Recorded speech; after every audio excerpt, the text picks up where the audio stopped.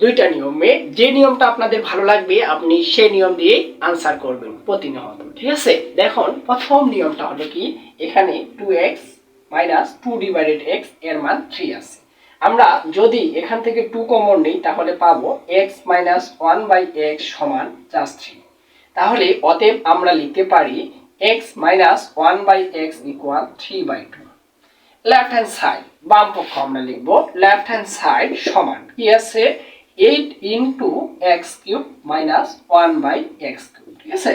8টাকে রাখে দিব, দেওয়ার পরে এটার আমরা মান নির্ণয়ের সূত্র বসাবো a minus b all cube plus 3ab into a minus b, ঠিক আছে। এই যে ব্র্যাকেট ক্লোজ। আপাতত এটা কাটা যাবে, এখানে 8 আছে, এখানে আমরা মান পেয়ে যাচ্ছি কত 3 ডিভাইডেড 2, এটার উপর কি কিউব প্লাস 3 ইনটু 3 ডিভাইডেড 2। এবার হিসাব করে নিই 8 3 এর উপর কিউব দিলে এখানে হবে আমাদের 27, নিচে থাকবে আমাদের 8, ঠিক আছে, প্লাস 3 3 9 ডিভাইডেড থাকলো আমাদের জাস্ট 2। এবার এই দুটো লসাগু করব, তাহলে 8 ইনটু আমি যদি 8 লসাগু নেই তাহলে পাবো এখানে 27 প্লাস 8 কে 2 দ্বারা ভাগ করলে 4 4 9 36, এখানে এই যে 36 পেয়ে যাচ্ছি। এর পরবর্তী লাইনে আমরা এটা কাটে দিতে পারি, এটা আর এটা যোগ করলে কত হবে জাস্ট 63। এটা হলো কি আমাদের রাইট হ্যান্ড সাইড।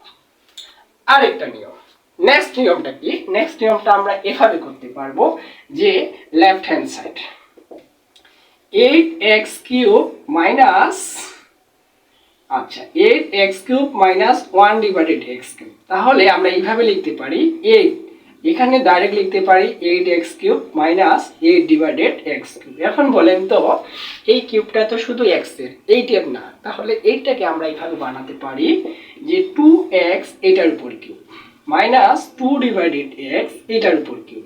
এখন বলেন এটা যদি হয় a কিউব, এটা হবে আমাদের b cube, a cube minus b cube. আমরা সূত্র বসাবো, এখানে বসাচ্ছি যে a মাইনাস b